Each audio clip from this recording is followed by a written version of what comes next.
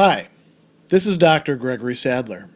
I'm a professor of philosophy and the president and founder of an educational consulting company called Reason.io, where we put philosophy into practice. I've studied and taught philosophy for over 20 years, and I find that many people run into difficulties reading classic philosophical texts. Sometimes it's the way things are said or how the text is structured.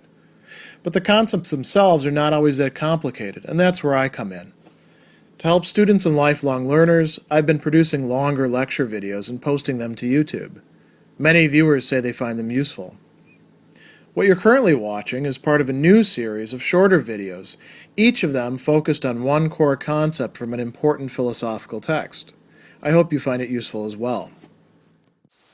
One of the particularly interesting discussions that comes up in Plato's dialogue, the Euthyphro, where Socrates and Euthyphro are discussing their cases and the bases for them outside of the law court, where Socrates is about to go on trial, and Euthyphro as well, has to do with what is dear to or what is pleasing to the gods, because Euthyphro is going to eventually define piety in terms of, or the holy, what is, this religious value, in terms of what is pleasing to the gods. And that's going to bring up some problems, because if you look at the traditional Greek religion, you find that there are cases where the gods actually don't agree on what is pleasing to them, what is dear to them. For example, Zeus quite clearly likes to screw around quite a lot on his wife with all sorts of mortal women, and tends to get them pregnant, and then produces little demigods like Hercules, and then Hera usually tries to kill them, because Hera is not pleased both about the fact that Zeus has cheated on her and about the fact that some other woman has had a child by Zeus. So those are cases where you can point to quite easily. The entire Trojan War, you've got some gods lined up on one side, some gods lined up on another. The same thing goes for the Odyssey, where Poseidon, he's not happy with Odysseus to begin with, but then when Odysseus manages to pluck out the eye of his son and tells him, hey, it's me that did it, his son prays to him, and Poseidon now doesn't want to let Odysseus go home. Meanwhile, Athena wants to let him go home. So we've got this motif that comes up over and over again of conflict between the gods about particular things. And in this case, Euthyphro is actually bringing a lawsuit prosecuting his father, and he's coming into the court as the accuser, but he's also coming into the court as, you might say, a defendant in public opinion, because everybody's looking at him and saying, it's wrong for you. It's wrong not only in a way having to do with justice, but in a way having to do with holiness for you to be prosecuting your father. And if he wanted to look at, classic examples, Zeus takes action against his father, his own father takes action against him. So there's plenty of precedent there, and Euthyphro is drawing on that. Socrates is going to point out a big problem with this. If you're going to say that doing the right thing, the pious thing, is what's pleasing to the gods, then when you've got this Greek religion which is polytheistic, that means they have multiple gods who, are in charge of different things, and no one of which actually can control the entire operation. Even Zeus, who's the king of the gods, can be fooled, can be circumvented. These are also anthropomorphic gods. That means that they are like human beings in that they have feelings, desires, plans, and these don't all line up with each other. Socrates then is able to say, well, this definition of the pious that you're giving me is not particularly useful, because what about cases where the gods actually disagree with each other? Now notice how important this anthropomorphism is in dealing with this issue, because if there were multiple gods but they were unlike human beings, let's say they were more like bees, where there's a queen and the queen really is in charge of everything, and all the workers, more or less are following her lead, whatever that happens to be. We don't really fully understand how these things work, but just imagine that sort of case. Then it wouldn't be that big of a problem because you wouldn't have disagreement arising, and if there was disagreement, there would be ways that it could be resolved. But with human beings, in human affairs, disagreement works somewhat differently, as we'll see in just a moment. So if the gods really are like super powerful human beings that have all sorts of other attributes and have been around for a very long time and get to meddle in human affairs, then they're going to disagree with each other along the same lines that human beings do. So we can figure out what that's going to be like by looking at the way that human beings disagree with each other. Socrates brings up two different domains in which people would find themselves in disagreement. And one of these is what we might call the mathematical domain. And we could extend this to include anything where there's some sort of decision procedure in place, where there's a clearly defined canon of how you in fact take care of these things. If we wanted to think of something more qualitative and not quantitative, we could think about cuisine. Chefs actually have, when there's a recipe, there's certain things that have to go into the recipe. There's a flavor profile. You taste things quite a bit. You can disagree, are these eggs bad or not?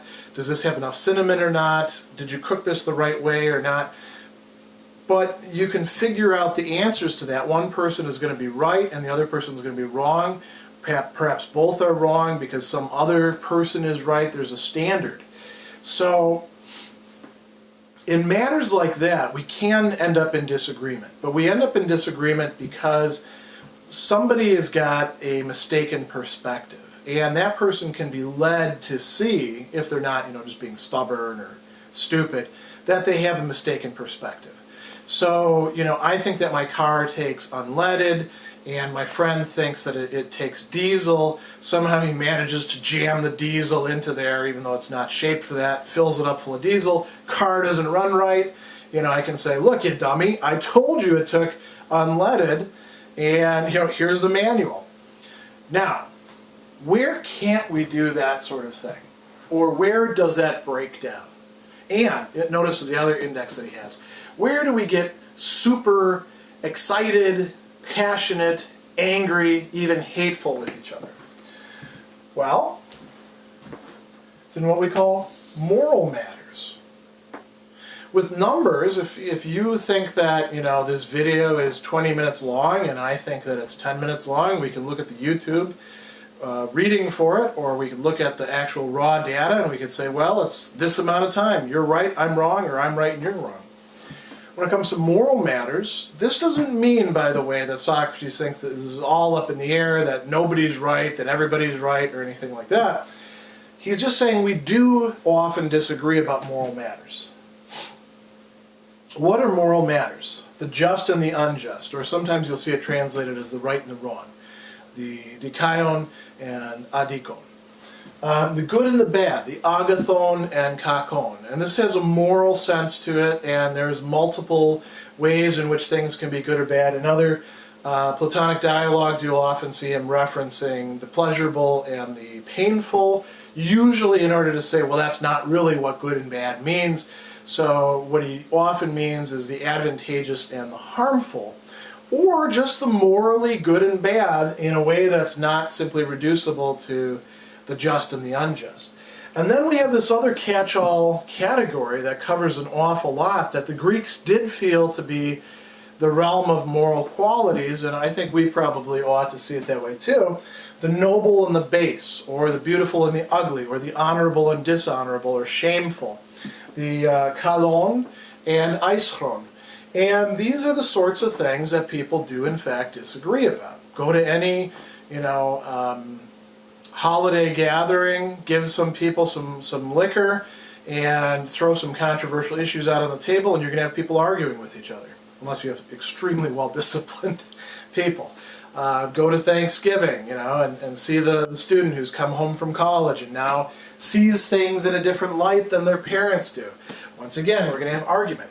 Now, what's really interesting about this, and Socrates uses the example of a court of law as a prime case, disagreement is not so easy to settle when it comes to these kinds of matters. Why not? Well, there isn't one single decision procedure or universally recognized standard or criterion that we can appeal to. Like if we've got a mistake in numbers, we've got mathematics as a discipline. If you think that the house should go over there and it's in the middle of a floodplain and the engineer says, no, bad idea, or if you're going to do that, you better get flood insurance. Again, pretty easy to resolve, isn't it? Does somebody have a right to build a house where they want to? Well, we can look at the laws and see what the laws say. But even when we're applying laws in a very strict and unemotional, sort of disinterested sense, there can sometimes be disagreements about just what the law means, what would actually be the right thing, the just thing in this situation. But quite often, when people are in some sort of conflict with each other, they are not seeing eye to eye, not only about whether something is in fact just or unjust, but oftentimes about what the just and the unjust actually are.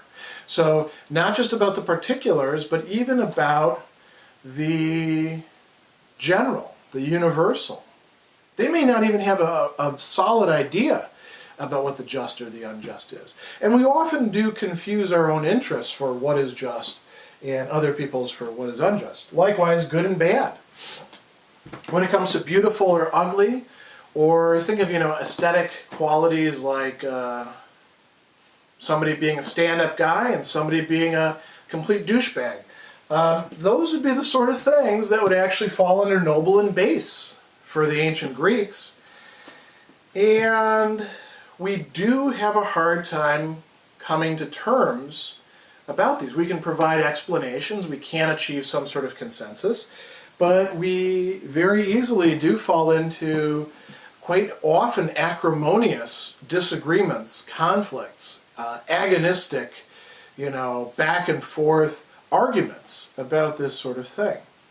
So if we can do it, the fact that the gods are conceived of in an anthropomorphic way, in a polytheistic way, means that this can happen with the gods as well. That constitutes a problem for figuring out just what this is, because if we're talking about what is pleasing to the gods, what the gods like, what the gods think has these qualities and not these qualities, then you're going to get some gods saying, I like X, and other gods saying, I hate X, and what is a mortal to do then? How do you decide what actually counts as the holy thing or the pious thing to do? You're pleasing some gods and displeasing others. Becomes impossible to decide at that point, except in some sort of arbitrary, maybe flip a coin, or I'll just go with Apollo all the time sort of way. And that clearly is not going to work.